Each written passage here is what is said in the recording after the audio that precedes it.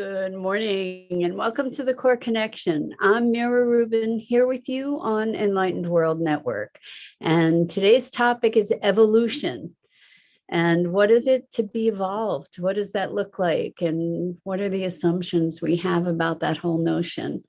But before we get started, let's take a minute or two to get present. So let's take a deep breath in through your nose and hold it. And imagine clean, crisp oxygen flooding your lungs, flowing into your bloodstream, nourishing all your cells, all your organs, bringing vital life energy to your body and being. And as you exhale any tension, stress, negativity, fatigue. And now let's take another deep breath in through your nose and hold it.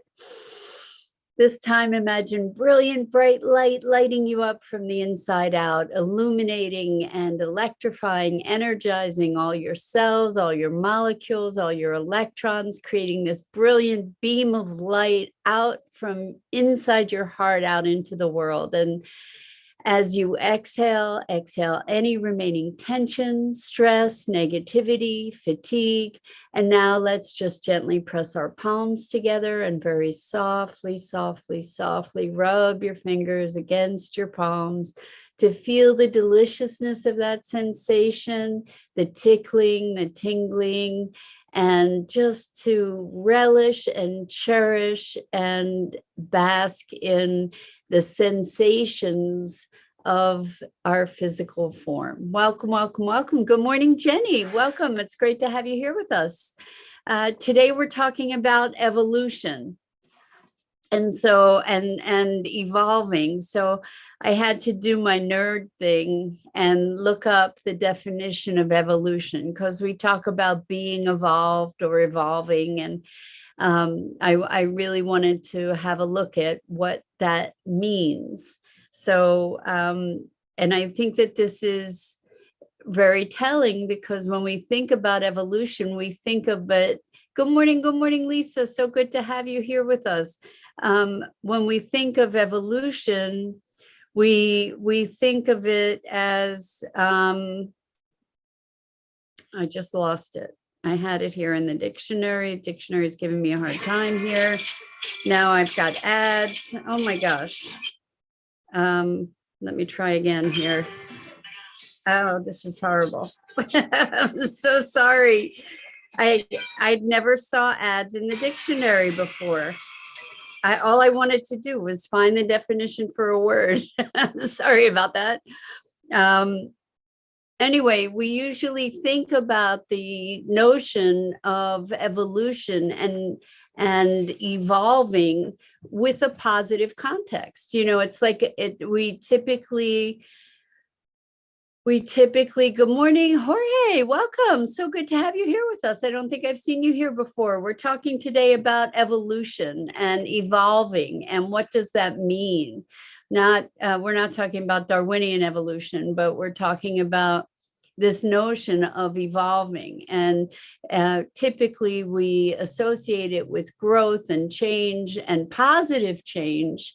And I did my nerd thing to look up the definition. And here are some of the definitions of the word evolve. So actually, let me look up on evolution instead. Here's the definitions of evolution. Any process of formation or growth or development. So any process. So there's not a positive bias necessarily, although we talk about development and growth typically in the context, in a positive context. Here's another one, a process of gradual, peaceful, progressive change or development, as in social or economic structure or institutions. And here's another one, emotion incomplete in itself. I like this one, emotion incomplete in itself, but combining with coordinated motions to produce a single action, as in a machine. In other words, In other words, something that's part of a system. Good morning, Rosalind and Isabel. We haven't seen you here for a little bit. It's so good to have you guys here with us this morning. Welcome, welcome. We're talking about evolution. And what does it mean? What does it mean to evolve?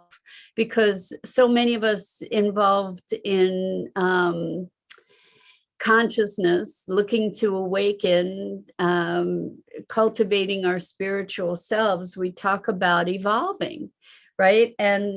And what does that look like to evolve, or to be evolved?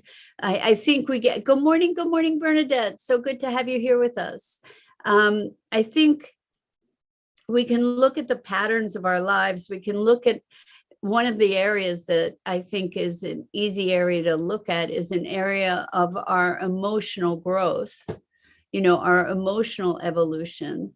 Because the truth of the matter is that things can evolve not always in a positive way, like things, maybe we say they devolve, right? Where they kind of spiral down. Sometimes that happens too. Lisa says, this is why I have an issue with cancel culture. People learn and evolve. That needs to be considered as much as past deeds. So I'm a little confused, Lisa. So this is why I have an issue with cancel culture. People learn and evolve. This needs to be considered as much as past deeds. So cancel culture is kind of wiping out the path, right? The history, if I'm understanding correctly. I just want to make sure that I'm getting what you're intending to communicate here. So Dido, yay! Hi, Dido. So good to see you this morning. Boy, it's been forever. I'm really delighted you're joining us. That's awesome. We're talking about evolution and what it means. And so Lisa was saying cancel culture kind of wipes out the trajectory of things. And I think that it's a tricky balance to know where to have recognition of where we have come from without dwelling in that, like to be recognizing the trajectory of our history and to not be holding it as an identity. So we're always walking this tightrope between our past and our emerging selves. And so we don't want to be denying our past, and we also don't want to be prisoners of the past. We don't want to necessarily be dwelling in, this is who I've been. So I don't think it's cancel culture, but I think it is important to recognize that in any given moment, we can choose to be somebody else. We can choose to leave certain behaviors behind. We can choose to identify ourselves with something else. Lisa says, like if someone who's said to be racist in their youth can change and should be looked at as so. I think I'm saying it right. It's like, judge me for what I do, not for what I did. Oh, that's such a thorny path. That's such a thorny path because, we get all these messages in society that people don't change. They just become more of who they are. And I'm with you, Lisa, because I've seen in myself, as an example, I've seen radical transformation of who I am and how I show up and how I be in the world through my life. And I do believe that I do believe in transformation. And as a dear friend says, she calls it a phase shift, that it's not just change, it's not solving a problem, it's actually a shift, like a quantum shift of state.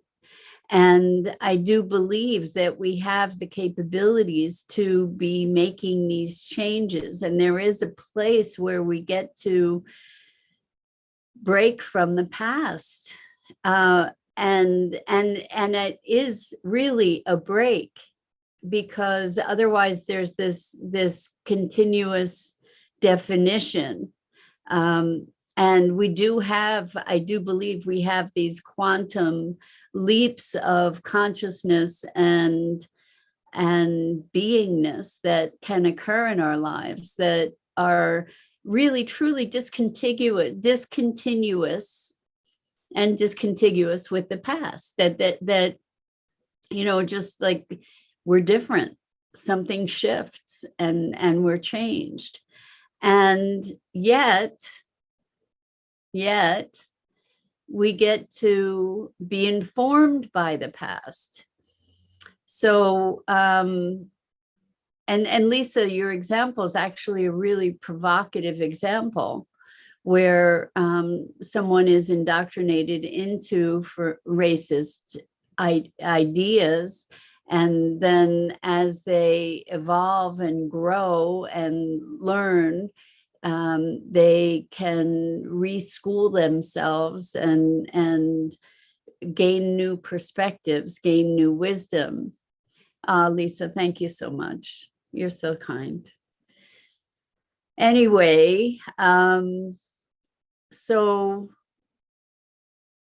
when we think of evolution, things evolve. When we think of, even if we do think of, for instance, Darwinian evolution, the thing is that things don't necessarily evolve to be better, in big air quotes, but they evolve to adapt.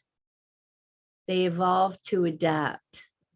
And I think this is something that we get to look at that's really important, particularly in these insane times that we are living in right now. So we can look at the evolution of our culture right now as, to look at how we have adapted and how we continue to adapt to the circumstances surrounding the contemporary plague, right? That we have made all kinds of adaptations in our behavior, in our social behavior.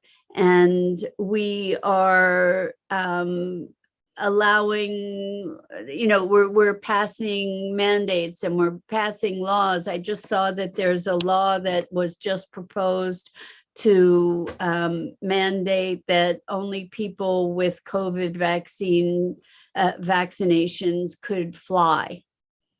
That nobody could get on a flight unless you've been vaccinated. And this has not been passed, but it's a law that was just introduced. And I want to make you aware of it so that you can contact people if you have a response to it, but anyway, Bernadette says, for full evolution, it comes from our pure self, the heart.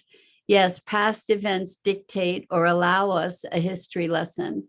However, I believe the past is a personal choice of behaviors, and we need to bring the future into a self-awareness, a personal growth, not where everyone else is within their security for themselves.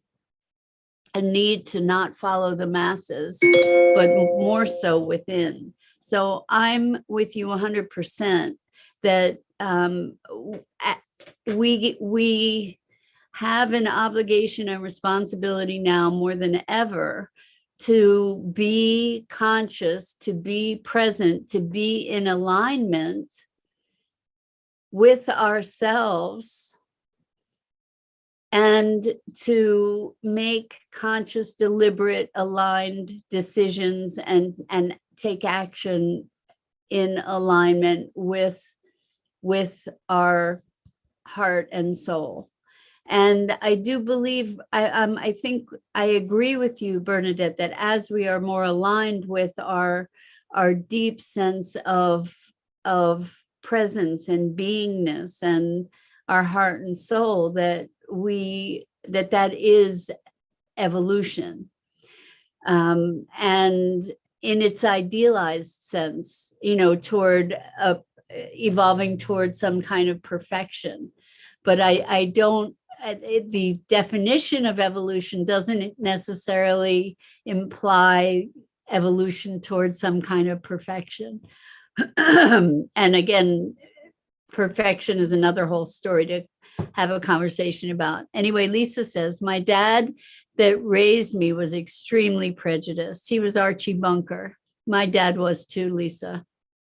Incredibly racist. He actually wouldn't let my, Lisa continues, he actually wouldn't let my Black friend in our pool because he thought the water would turn green. But he grew, much to my surprise. He even had interracial friends.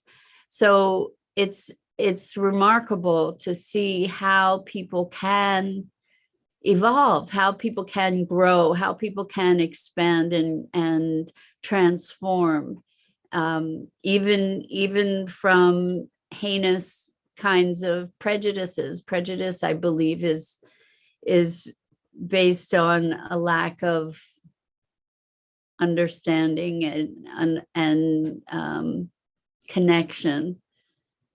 And I've heard so many stories about people who were even in the white supremacy movement who reformed themselves and who I guess had an epiphany to be able to transform and change. Lisa says, I think it's the new segregation. And Lisa, you're talking about the COVID vaccines and the mandates for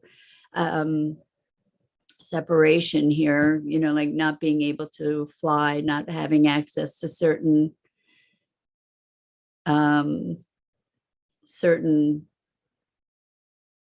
services and benefits. I think this is an important thing for all of us to be looking at, that, so many of our radical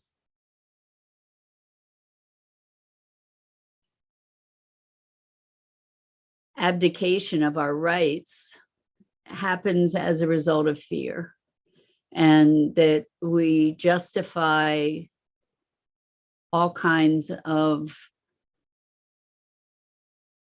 terrible things based on fear. And if we look at the way that we treat other humans, and talking about prejudice, talking about separation, talking about segregation, it's based in a notion of fear and othering. And when people become frightened, they lose their scope of vision. When people become frightened, they lose perspective, and can be very dangerous. We talk about cornered animals, and how cornered animals will lash out, and that's what happens with people that are where fear is provoked.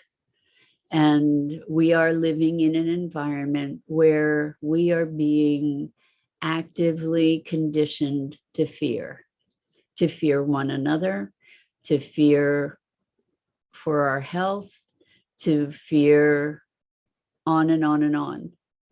And we, as holders of the light, have an obligation and responsibility to transcend the fear.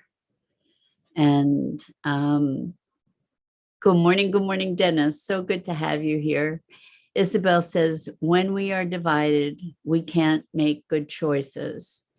And so Dido is saying, my signal's gone out for a bit, but I wanted to say that I'm happy to see that the main takeaway that people are making now with Darwin's theory of evolutionary survival is that friendliness and cooperation are key, not survival of the fiercest.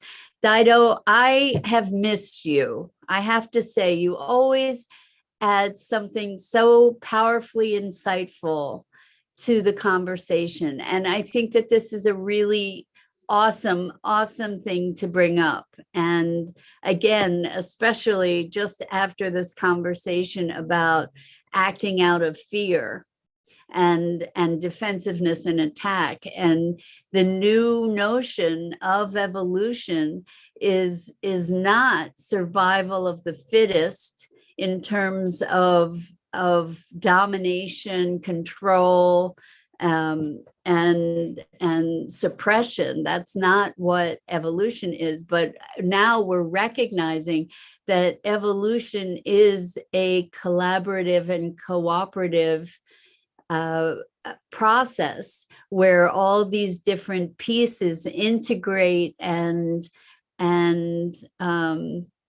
support one another. That it's not a war, but it's a collaboration. And you said friendliness, which I love, rather than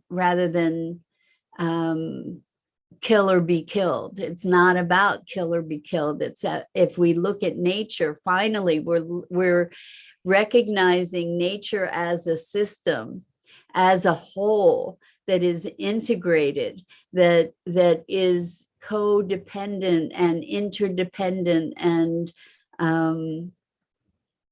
and just this wonderfully magical interrelatedness.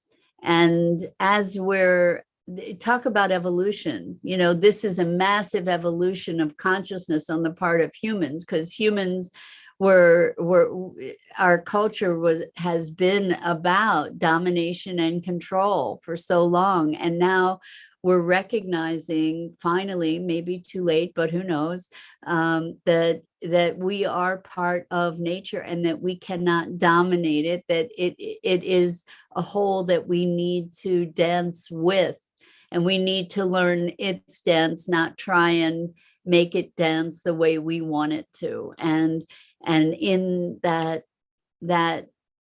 evolution of thought, there's hope for humanity on this planet. So Rosalind says, our internal compass gives us an invisible guideline that helps us process and solve issues and make decisions or take action based on an event or the environment around us. This is knowing yourself.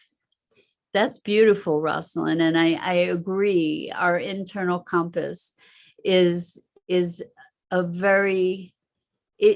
really the key. And that said, there are moments when we all lose our North Star, where we lose our guidance, where we lose the connection with the clarity of self. And those moments are moments of darkness and confusion. And the thing about those moments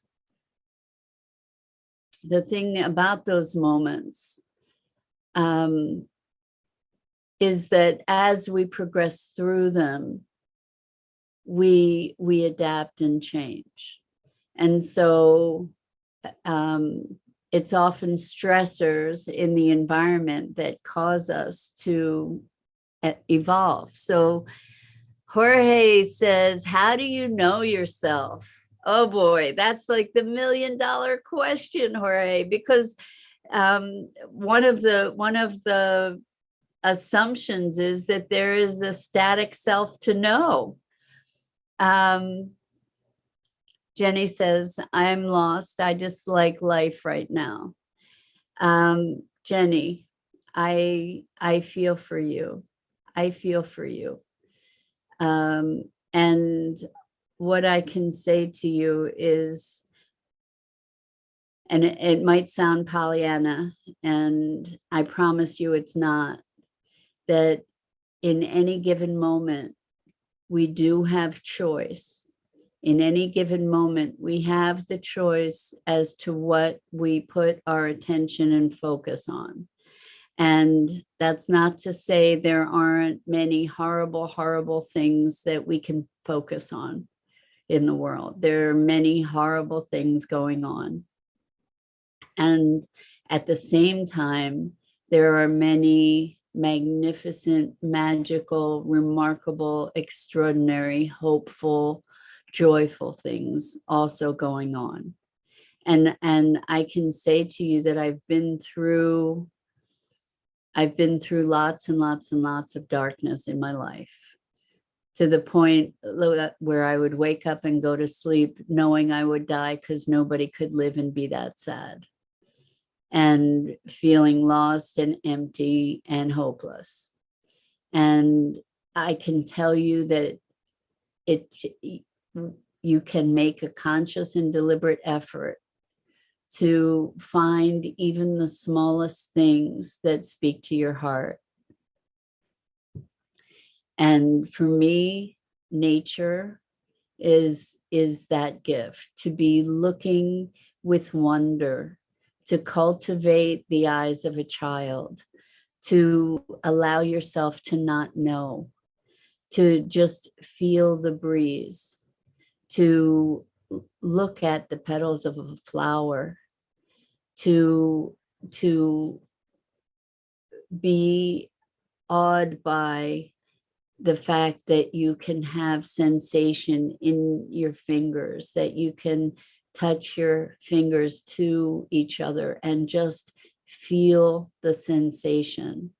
Because so much of how we feel has to do with how we think.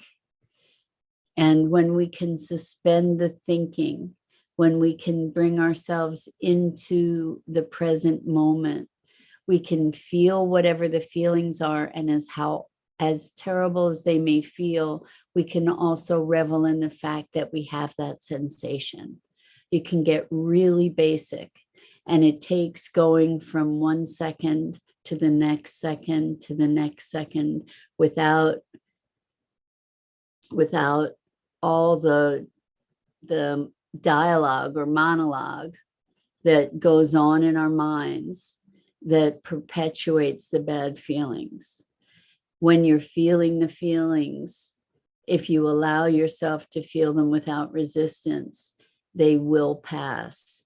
And so whatever the depression is, it's there for the moments that it's there, and then it lifts, and then it may come back, and then it lifts, and then you may feel those feelings again. But if you can be present from one moment to the next and look for beauty, I have to tell you, Jenny, that beauty is what heals my soul. When I'm dark and hurt and empty, beauty brings me back. So I hope that helps you. And Lisa says, these moments can be an incredible lesson. You can go down a rabbit hole if you're not in the right headspace, but when you're ready, wow. And Lisa, we know you're talking from experience.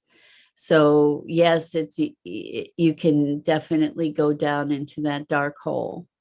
And it takes deliberate, committed effort to refocus your attention in order to move forward. So Jenny says, my daughter won't talk to me 11 months and it's devastation. I sleep to pass the days. And so Jenny, I just encourage you to find something that brings you moments of happiness, like deliberately seek out stupid cat videos or something, even on YouTube, something that starts to lift your heart, because whatever this is happening with your daughter, there's so much else of life going on right now. And I can't even imagine how devastated you must be by the fact that she's not talking to you. But there is a whole other world. And little by little, you can start to refocus your attention so that that isn't taking up your whole view, and make room for other moments of joy. That you can still have the sadness over your daughter, and you can still have moments of joy. Jorge says evolution is the first chapter of a book I rediscovered, The Seed of the Soul. Exactly, the seed of the soul. That's so beautifully said, Jorge. That as we evolve, we are evolving to be more of ourselves, more fully expressed. If we think about evolution toward an endpoint, I don't think there really is an endpoint, but it is a constant place of becoming. Jorge says, Jenny, I went through that. My daughter left the house. I'm so sorry, Jorge. I'm so sorry that you experienced that trauma and sadness as well. And Jenny says, very lonely. Yeah, I know what it can feel like to have that emptiness in your heart. And truly, truly, you get to heal yourself. You get to find your wholeness. And who knows if in finding your wholeness that and healing you, who knows how that may or may not impact your relationship with your daughter, but you get to choose life. And as profound as your relationship with your daughter may be, and the experience of the loss of it at this time may be, you get to see the vastness of life beyond that one relationship. And I'm not minimizing it. I'm telling you that for your own evolution, you get to choose life for yourself. And your life is not dependent on her 100%. The fact that she's not there is making you amplify that relationship. And you need to deliberately turn your head to other attentions. So Rosalind says, what do you value? There's a choice toward love and not based on fear. Being aligned by taking time in nature, quieting the mind, back to body awareness, retraining to feel safe in the present moment.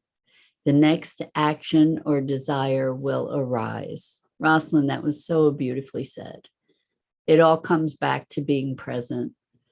And what that means is not being stuck in our stories, like the constant tape that's running in our head that is feeding our pain or our doubt or our insecurities.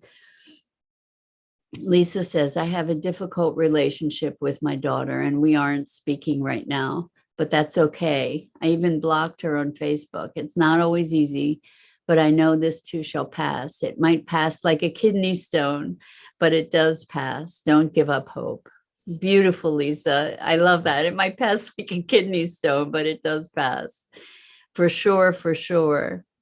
Jenny says, beat leukemia 2 times. This is much harder. I miss my 2 young grandchildren. I am, and Jenny, let's not ignore the fact that it's the holiday season and that makes it so much tougher, for Jorge and Jenny and Lisa and, all of us who have challenging family relationships. It's the holiday season just brings it all home, right? It just makes it that much more intense and just points up that much more of a contrast. And so I invite you to find something that soothes you, to just take the time to really nurture and nourish and care for yourself, because the the focus on what's missing just digs us deeper and deeper and deeper into a dark hole. So please, please take care. And with that, I was debating on whether I was going to show up tomorrow for Thanksgiving, and I decided I am. So I look forward to counting our blessings. And yes, Jenny, evolve. That's exactly what I mean. That we can all choose, we get to choose our evolution. We get to choose minute by minute by minute. And sometimes it's really hard. Sometimes it takes literally taking your head and changing your focus so that you can see something else. So anyway, so much love to you, and appreciation and compassion for the challenges you're facing. And Lisa is working on Thanksgiving. Lisa says, I have to work tomorrow, but then I'm going to Delaware to look for a house. Wow, Lisa, that sounds like a really fun thing to do on Thanksgiving. Anyway, so much love to you. I'm Mira Rubin. This is the Core Connection, and I go live each weekday morning here on the Enlightened World Network Facebook page. Please check out the other amazing programming on EWN, One with the Earth, Enlightened World Living, the Enlightened World Facebook page. And if I don't see you tomorrow, I wish you a wonderful, wonderful Thanksgiving. Please count your blessings. And I'm excited for you, Lisa. And oh, Dido, I'll see you tomorrow too. Love to all of you.